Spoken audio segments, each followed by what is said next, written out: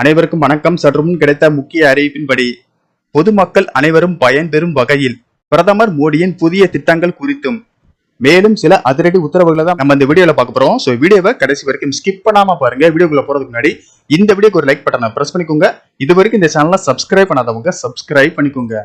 லோக்சபா தேர்தலில் பாஜக தனியாக 350க்கும் மேற்பட்ட இடங்களில் வென்று தனி பெரும்பான்மையாக ஆட்சி அமைக்கும் என கூறப்பட்ட நிலையில் 240 இடங்களில் வென்ற தேசிய ஜனநாயக கூட்டணி கட்சிகளின் ஆதரவுடன் ஆட்சி அமைத்து உள்ளது பாஜக.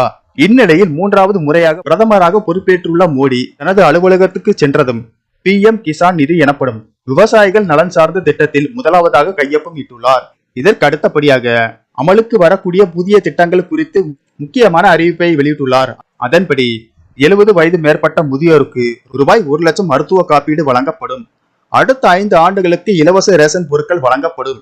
சமையல் எரிவாயு சிலிண்டர் வழங்கும் உஜ்வாலா திட்டம் நீட்டிக்கப்படும். ஏழைகளுக்கு இலவச மின்சாரம் வழங்கப்படும்.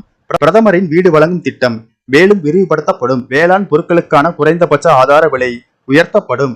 திருநங்கைகளுக்கான மருத்துவ காப்பீடு திட்டம் அமல்படுத்தப்படும். பெண்களுக்கு ₹1 சானிட்டரி நாப்கின் வழங்கும் திட்டம் அறிமுகப்படுத்தப்படும் என பிரதமர் மோடி தெரிவித்துள்ளார். மேலும் அவர் கூறுகையில், விவசாயிகளின் நலனை காக்க எனது அரசு உறுதி பூண்டுள்ளது. எனவே விவசாயிகள் நலன் தொடர்பான கோப்பின் முதல் கையொப்பமிட்டுள்ளேன். வரும் காலங்களில் விவசாயிகள் மற்றும் வேளாண் துறைக்காக மேலும் பணியாற்ற விரும்புகிறேன் என்று பிரதமர் மோடி குறிப்பிட்டார். 2019 பிப்ரவரியில் தொடங்கப்பட்ட பிரதமரின் விவசாயிகள் நிதியுதவி திட்டத்தின் கீழ் தகுதியுள்ள விவசாயிகளுக்கு ஆண்டுக்கு ₹6000 நிதியுதவி 3 தவணைகளாக வழங்கப்படுவது குறிப்பிடத்தக்கது.